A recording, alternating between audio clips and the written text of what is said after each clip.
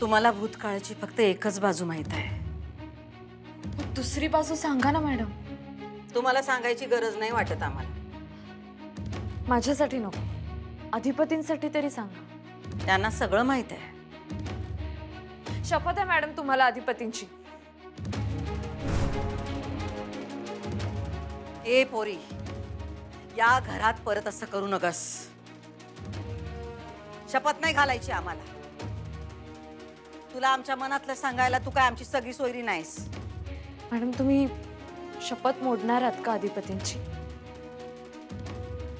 सांगा ना madam please, माझ्यासाठी नाही, अधिपतींसाठी, या घरासाठी सांगा। तुम्ही असं म्हणता ना की तुमची एक खरी बाजू आहे, मग ती खरी बाजू मला कळली पाहिजे। त्या आठवणी लई गाडून ठेवल्यात आम्ही आत। त्या सांगितल्या तर पुन्हा जगल्यासारखं वाटल।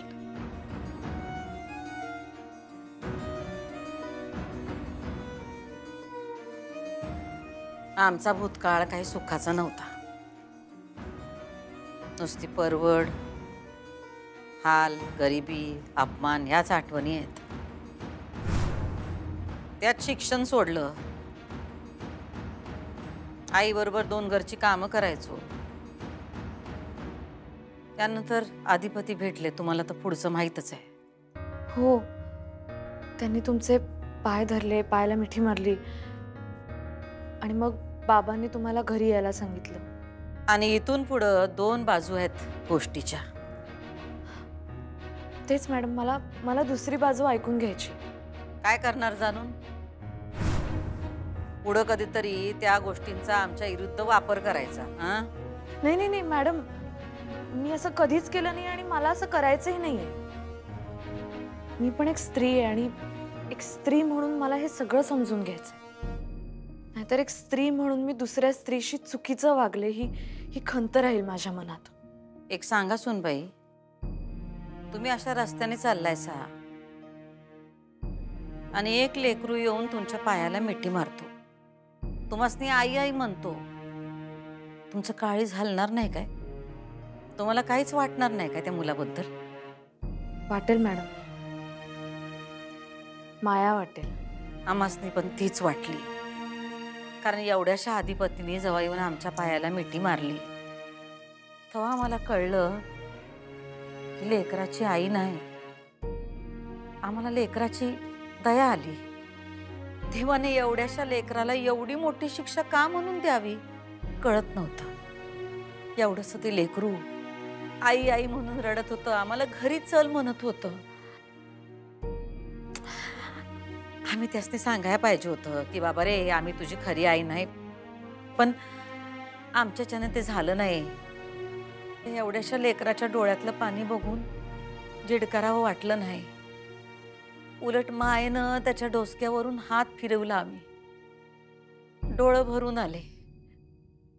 आई,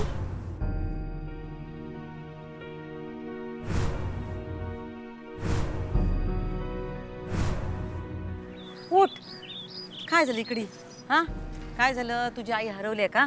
हा आई, ए सोन्या, मी तुझी आई नाही, माझं नाव भुवनेश्वरी। कुणाचं लेकरू आहेस तू? हा, मला कशा पाय मिठी मारलीस तू? तूच आई आहेस माझी। आम्हाला सोडून तू का गेलेली देवा घरी? आता मला पण यायचंय। अरे बाळा, माफ करा अधिपती, चल बाळा। बाबा, आता आईला कुठे जाऊ द्यायचं नाही। आईला आपण आपल्या घरी घेऊन जाऊ। तवा हे लेकरू बड्या घरचं आहे हे काय आम्हाला माहित नव्हतं। अधिपतींच्या त्या मिठीत आमच्यातल्या बाईची आई झाली। एका क्षणात पोरानं आई केलं आम्हासनी। असं वाटलं की या लेकराला आम्ही जन्माला नाही घातलं, पण तरी हे आपलंच लेकरू आहे, कुठंतरी हरवलेलं। आम्ही बी प्रेमानं त्याला जवळ घेतलं। त्याला कधीच अंतर द्यायचं नाही हे त्या एका क्षणात ठरलं होतं। म्हणतात की जन्माच्या गाठी वर बांधल्या जातात, तशीच ही गाठ होती जी सोडवता नाही आली आम्हासनी। तुम्हाला तुमच्या शाळेतल्या लेकरांविषयी आईसारखी माया वाटते का नाही? वाटते ना मॅडम, अगदी अगदी प्रत्येक मुलाबद्दल वाटते. असं वाटतं की त्यांचं सगळं छान व्हावं, त्यांनी छान शिक्षण घ्यावं, त्यांचं कल्याण व्हावं. मी समजू शकते तुमच्या भावना. त्यांना शिक्षण नाही पण आई मिळावी असं आम्हासनी वाटलं, म्हणून आम्ही त्यांची आई झालो. हो, ते माहितीये मला. एक दिवस मोठ्या मालकांनी आम्हाला घरी बोलवून घेतलं. समधी स्टोरी सांगितली, त्यांच्या अटी सगळ्या सांगितल्या.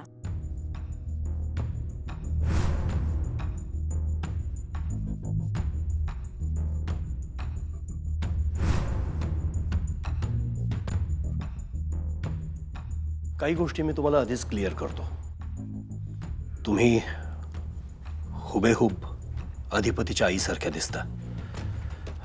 अधिपती लहान आहेत, त्यांना हे कळत नाहीये की तुम्ही त्यांच्या आई नाही. कधीतरी त्याला या गोष्टीचा कदाचित विसर पडेल. तोपर्यंत तुम्ही इथे राहा आणि वाटल्यास तुम्हाला तुमच्या घरातल्या कोणाला बोलवायचं असेल, म्हणजे तुमच्या आई किंवा कोणी, तर सोबतीला बोलवून घे इथं. काय? हा. आणि जोपर्यंत तुम्ही इथे राहतात तोपर्यंत तुमची सगळी व्यवस्था आम्ही करू. तुमचं काम एकच, अधिपतीची आई आता या जगात नाहीये हे त्याला हळूहळू कन्व्हिन्स करायचं. काय? त्याला पटवून द्यायचं की त्याची आई आता या जगात नाहीये. आम्ही पण त्या सगळ्या अटी मान्य केल्या, कारण त्या वेळेला त्या पोराला आईची गरज होती. मोठ्या मालकाने सांगितलं, काय पण करा पण त्याला त्याच्या आईचा इसर पडायला हवा. आम्ही लई प्रयत्न केला, माया केली, जीव लावला. तवा अधिपती हळूहळू रमू लागले, खेळू लागले, आम्हालाच आई म्हणू लागले. खरं तर ना आम्ही अधिपतींकडे त्यांच्या आईचं स्थान मागितलं होतं, ना मोठ्या मालकानं म्हणलं होतं की आम्हाला या घरात आणा, ना त्यांचे पाय धरले होते. आम्ही यातलं काय बी केलं नव्हतं. त्यांची गरज होती म्हणून मोठे मालक आम्हाला इथं घेऊन आले, त्यांच्या मुलासाठी, त्यांच्या घरासाठी. पण जेव्हापासून आम्ही या घरात आलो का नाही, आम्ही अधिपतींवर खरं प्रेम केलं. आई म्हणून त्यांना माया दिली, त्यांची काळजी घेतली. आजही आम्ही अधिपतींची तेवढीच काळजी घेतो. आजही आमचं त्यांच्यावर तेवढंच प्रेम आहे. आणि आम्ही फक्त अधिपतींवर नाही, तर या घरावर आणि अधिपतींच्या बापावर पण प्रेम केलं.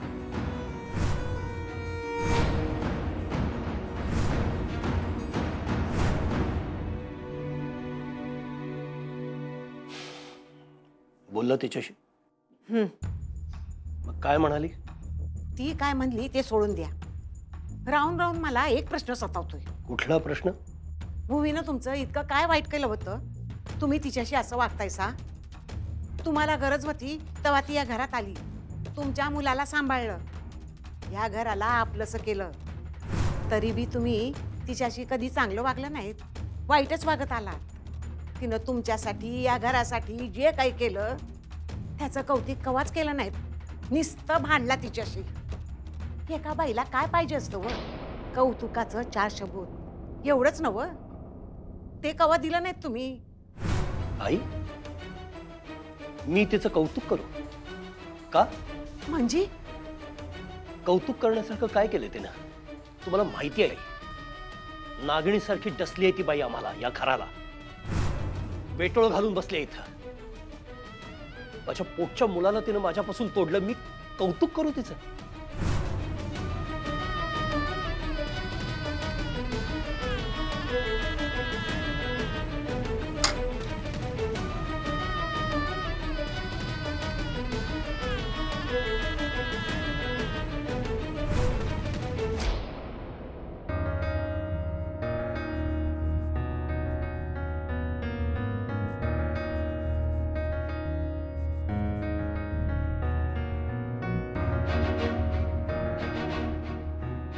आम्ही अधिपतींना, या घराला सांभाळू लागलो, घरचा सगळा कारभार बघू लागलो. मोठ्या मालकांचा काय भी आक्षेप नव्हता. त्यांच्या डोसक्यावरचं वजन कमी होत होतं आधिपतींचं आई आई करणं बंद झालं होतं ते आमसनीच आई समजू लागले होते. ते आमच्याबरोबर आनंदी होते आणि हे सगळं बघून मोठे मालक पण निर्धास्त होत होते. पण बायको गेल्याचं दुःख काही त्यांना सुखानं झोपू देईना. एकटेपणा जाणवत होता त्यासनी. आम्ही जेव्हापासून या घरात आलो तेव्हापासून आम्ही या घराला आपलं मानलं आणि दिवसेंदिवस आमच्या या घराकडून, इथल्या माणसांकडून आणि मोठ्या मालकांकडून अपेक्षा वाढू लागल्या. आम्हाला असं वाटू लागलं की या घरानं, इथल्या माणसांनी पण आम्हाला आपलं मानलं पाहिजे. नाही म्हणलं तरी मोठे मालक आमासनी आवडू लागले होते. त्यांचं दिसणं, त्यांचा रुबाब, त्यांचं बोलणं आणि सगळ्यात आमासनी काय आवडायचं माहित आहे? सगळ्या गोष्टी शांतवानी सांभाळणं, एकदम नम्र बोलायचे. काय आम्हाला सवय होती वसकणाऱ्या माणसांची, पण मोठे मालक त्याचे एकदम उलट होते आणि म्हणून आम्ही त्यांच्याकडे ओढले जात होतो. आम्ही त्यांच्यावर मनापासून प्रेम केलं, कारण आम्हाला खरंच असं वाटायला लागलं होतं की आम्ही खरंच त्यांची बायको आहे, आधिपतीची आई आहे. आणि आमच्या वागण्यातला, बोलण्यातला बदल मोठ्या मालकांना दिसू लागला.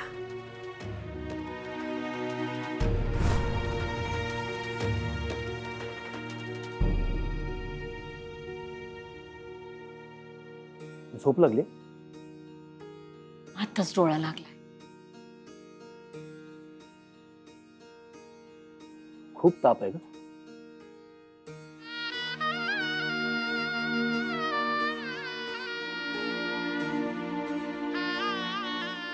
सॉरी.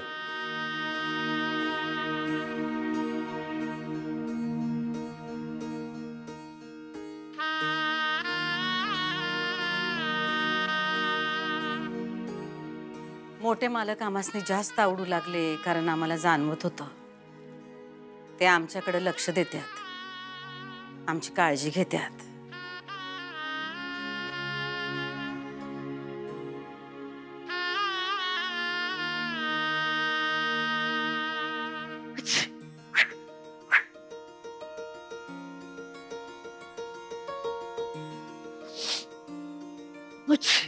भिजलं का? हा, बाजारात गेलते. हा, बसा बसा, 1-2 मिनिटं. नाही नका, मी आता आज जाते. नाही नाही, 1-2 मिनिटं बसा, डोकं वगैरे पुसून घ्या आणि मग कामाला सुरुवात करा ना. नका, तिकडं ओलं होईल सगळं. काही ओलं होत नाही, बसा 2 मिनिटं बसा.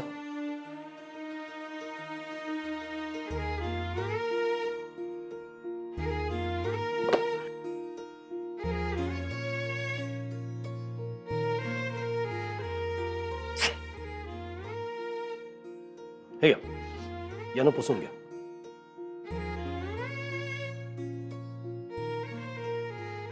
मी माझ्यासाठी चहा बनवतोय, तुम्ही घेणार ना?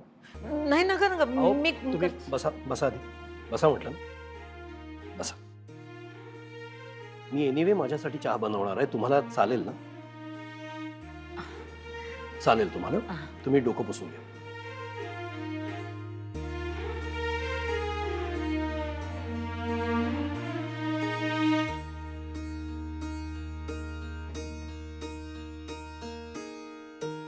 आपली कोणीतरी काळजी घेत आहे, चौकशी करत आहे, हे आवडायला लागलं आम्हाला.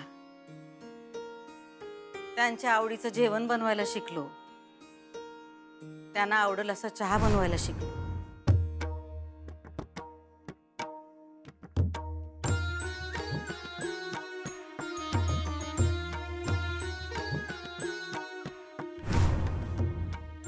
हळूहळू आमच्या गप्पा वाढायला लागल्या.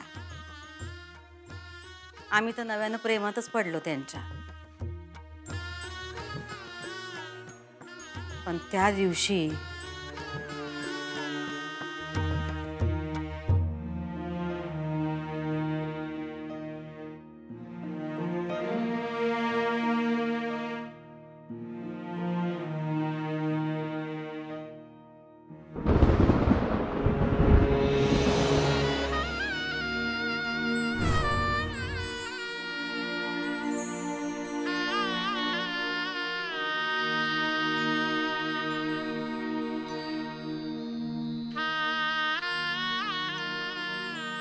इजेची लय भीती वाटते मला.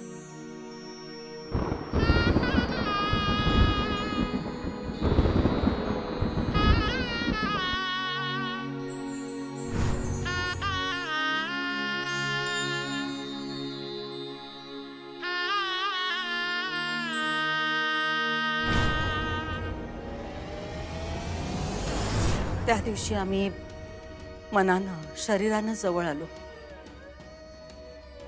त्यानंतर बाई म्हणून आमच्या त्यांच्याकडून अपेक्षा वाढल्या. तर असा काय मोठा गुन्हा झाला आमचा. आम्ही त्या माणसावर प्रेम केलं, समर्पण केलं, तर काय चुकलं आमचं. आम्ही आमच्या मनातल्या भावना त्यांना बोलून दाखवल्या, तर नाही नाही ते बोलले आम्हासनी. म्हणले तुझी काय लायकी आहे का, विचार पण करू नकस आमची बायको होण्याचा. बोट दिलं तर हात धरू नकस म्हणले. आमचा हात धरून आम्हाला घराबाहेर काढायला निघाले.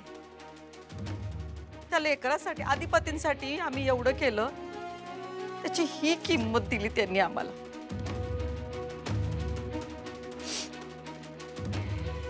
मग तेव्हापासून आम्ही पण ठरवलं, बघा आम्हाला प्रेम, बघतो आम्हाला या घरातून कोण बाहेर काढतं ते. ना आम्ही हे घर सोडणार, ना आमच्या अधिपतींना.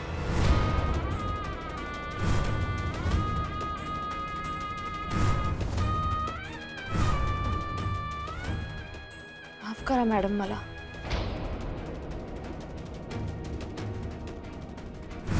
तुम्ही कशापायी माफी मागताय? असं चुकलं मॅडम. तुमची बाजू न ऐकताच केवढं बोलले तुम्हाला. असं चुकलं. पण आता एक स्त्री म्हणून मी तुमच्या भावना समजू शकते. नाही समजू शकत, आणि समजून घेण्याचा प्रयत्न बी करू नका. कारण आता आपल्यामध्ये कुठलंच नातं होऊ शकत नाही. आता आपल्यामध्ये फक्त चॅलेंज. तुम्ही आम्हाला घराबाहेर काढता का आम्ही तुम्हाला घराबाहेर काढतो. तुम्हाला आपल्यामध्ये संघर्ष उभा करायचा असेल तर तो आम्हाला मान्य आहे.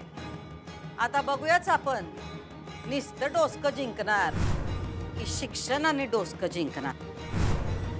तुमचं चॅलेंज आम्ही स्वीकारलंय.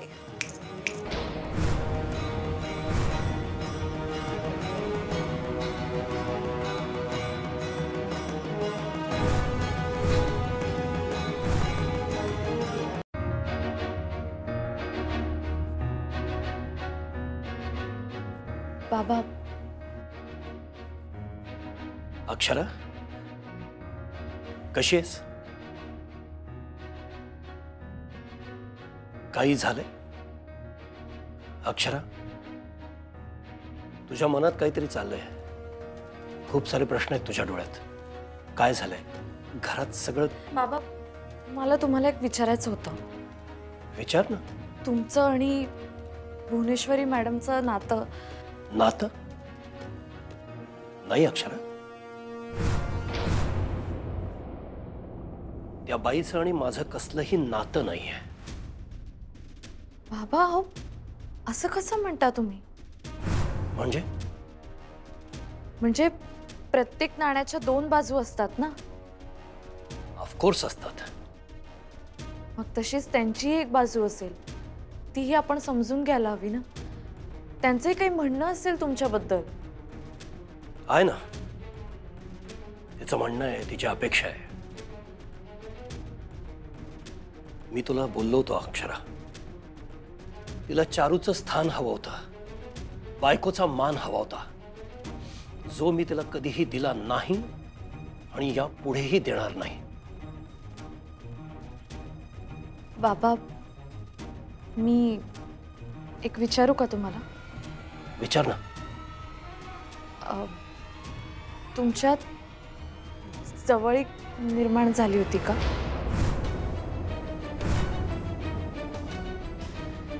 बाबा, तुम्हाला अनकम्फर्टेबल वाटत असेल तर नका सांगू तुम्ही. ॲक्च्युली मीच उगाच विचारलं. सॉरी, मी जाते. अक्षरा, थांब. या प्रश्नाचं उत्तर द्यायचंय मला.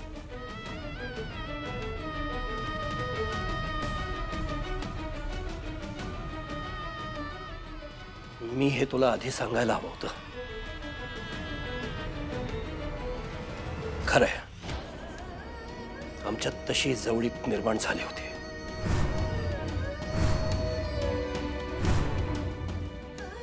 चूक झाली आमच्याकडून, माझ्याकडून.